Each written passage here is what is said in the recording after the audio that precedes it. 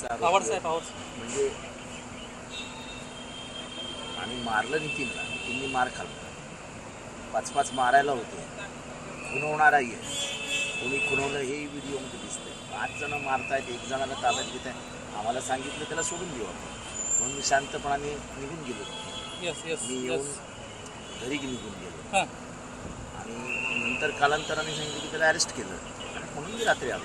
पोलिसांना तुम्हाला सांगितलं असेल त्यांच्यावर कोणावर गुन्हे दाखल केले ते? त्यांच्यावर कोणावर नाही, एकावर गुन्हा दाखल. व्हिडिओमध्ये 4 ते 5 जण मारताना दिसत आहेत.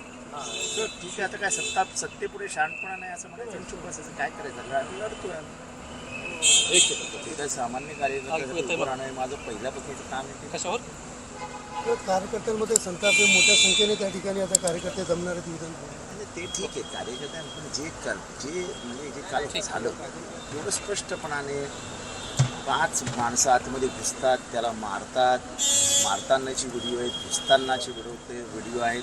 ABP माझाने खुणवतानाचा, म्हणजे ABP माझाने TV9 आहे, सॅम आहे, सगळ्यांनी खुणवतानाचा व्हिडिओ दाखवला आहे की खुणवतो माणूस, जा मारा. हे सगळं झालं असताना तुम्ही 5 जणांना, आम्ही असे ते होता, आम्ही ती पण म्हणालो नाही किती अरेस्ट करणार आहे, काय अरेस्ट करणार, मी काही बोललो नाही. मला सांगितलं की त्याला सोडणार आहेत, मला आणि जयंत पाटलांना. आम्ही दोघे विश्वास ठेवला, जयंत पाटील साहेब गेले, मी गेलो. रात्री मला फोन आला की त्याला पकडलं आहे. विधानसभा अध्यक्षांशी तुम्ही बोलला नाही त्यानंतर? नाही, त्यांनी फोनच घेतलेला. फोन केले होते? फोन केले, अनेक फोन केले, चालला. रोहित पवारांचा एक व्हिडिओ व्हायरल झाला आहे, कुठेतरी दमबाजी पोलिसांना करतायत असं विरोधकांचं म्हणणं आहे सत्ताधाऱ्यांचं. पोलिसांनी त्यांच्या एवढे बघून हातवारी केले असते आणि त्यांना उद्धटपणाने बोलले असते, साहजिक रिॲक्शन. एक तर आम्ही अधिक चिडलेलो होतो, आंदोलन करून थकलेलो होतो. पोलीस आम्हाला त्याला इथे ठेवला आहे का, तिथे ठेवला आहे का, काहीच सांगायला तयार नाही. आणि दुसरीकडे आम्हाला समोरच्या बाजूचे व्हिडिओ होत होते की हा मस्त एकटा उभा आहे, त्याच्यावर ना पोलीस आहे ना कोण आहे काय. सर तुम्ही सातत्यानं म्हणताय की जीवा मारण्याचा प्रयत्न कुठेतरी होता, असं का वाटतंय तुम्हाला? कारण गाडीच्या वेळेस अंगावर गेली, तुम्हाला कार्यकर्त्यांना बाजूला देखील घेतलं. अंगावर गेली म्हणजे काय, तो आंदोलनाचा प्रकार, जीवे मारण्याचं वगैरे काय हे नव्हतं. ठीक आहे, तेवढ्या आंदोलनामध्ये मी आक्रमक होतो, पोलिसांचं काम करायचं होतं, त्याच्यामुळे असं मी काय म्हणणार. पडळकरांवर गुन्हा दाखल झालाय? नाही, तो होणारही नाही. त्यांच्या कार्यकर्त्यांवर गुन्हे दाखल नाही होते, त्या पडळकरांवर काय होणार. शरद पवारांवरती शरद पवारांना याबाबत माहिती दिली आहे का, सूचना वगैरे दिली आहे?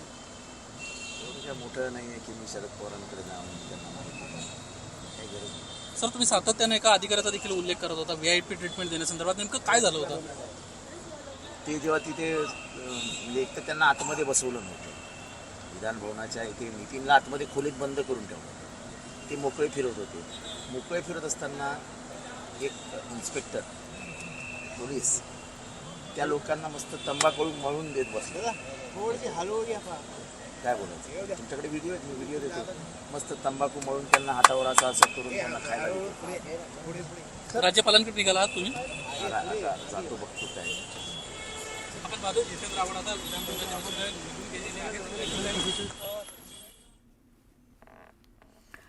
तर कालच्या प्रकरणासंदर्भात नेमकं काय काय घडलं आतापर्यंत जितेंद्र आव्हाड यांनी पत्रकारांच्या प्रश्नांना सगळी उत्तरं दिली. आम्ही लढतोय, ज्यांनी मारहाण केली, खून केली आणि मारा असं म्हटलं, त्या उलट आमच्याच कार्यकर्त्याला मारहाण केली. अगदी रात्री उशिरापर्यंत हे सगळं सुरू होतं. आव्हाडांच्या कार्यकर्त्याला अटक झाली आहे, त्यामुळे रोहित पवार संतापले. हातवारे करून बोलू नका, आवाज खाली करा असं रोहित पवार म्हणालेत आणि त्यांनी पोलीस स्थानकामध्ये रोहित पवारांचा पारा चढला. रोहित पवार संतापले, आव्हाडांच्या कार्यकर्त्याला अटक झाली आणि त्यावेळी तिथे हातवारे करून बोलू नका, आवाज खाली करा असं रोहित पवार पोलीस स्टेशनमध्ये संतापले.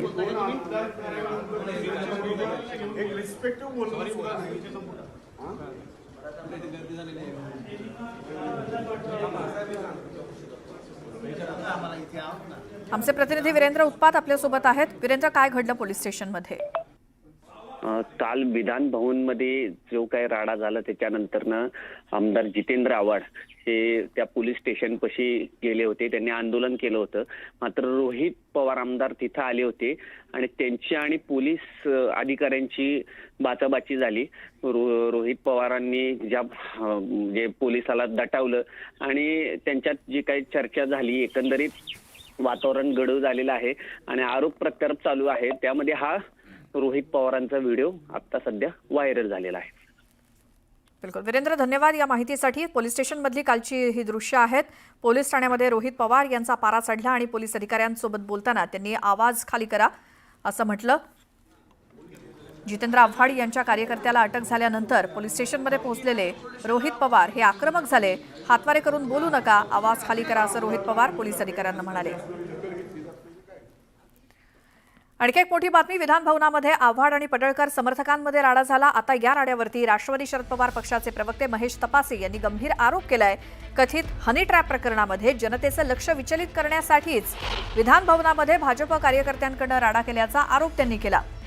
राज्यामध्ये झालेल्या कथित हनी ट्रॅप प्रकरणामध्ये सरकारचे 70 ते 75 अधिकारी आणि काही आजीमाजी वरिष्ठ नेते आणि मंत्री अडकल्याची चर्चा आहे. हनी ट्रॅप प्रकरणाचं गांभीर्य सरकार ओळखून असून याच्यातली सत्यता कधीच बाहेर येऊ नये ही सरकारी पक्षांची रणनीती आहे आणि त्यातूनच विधिमंडळ परिसरात अशा प्रकारची हाणामारी करून ही हाणामारी करून किंवा घडवून आणण्यात आल्याचा आरोप महेश तपासेंनी केलाय.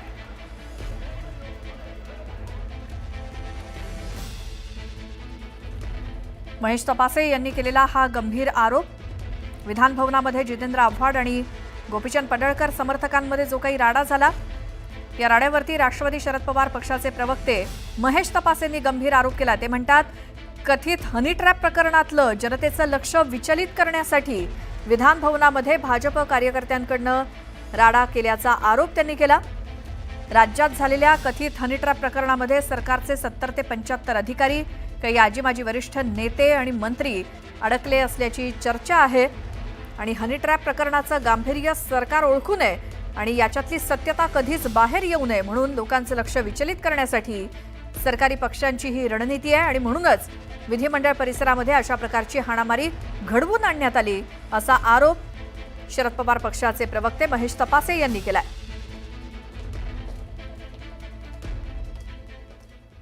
स्वतः महेश तपासे आपल्या सोबत आहेत फोनलाईनवरती. महेश तपासे, स्वागत तुमचं न्यूज 18 लोकमतमध्ये. कालच्या राड्यासंदर्भात काय म्हणणं आहे तुमचं? माझं स्पष्ट मत आहे, माझा स्पष्ट आरोप आहे की हनी ट्रॅप सारख्या गंभीर प्रकरणामध्ये भारतीय जनता पार्टीकडे काही उत्तर नाहीये. 2 दिवसापासून ही चर्चा मीडियात रंगली.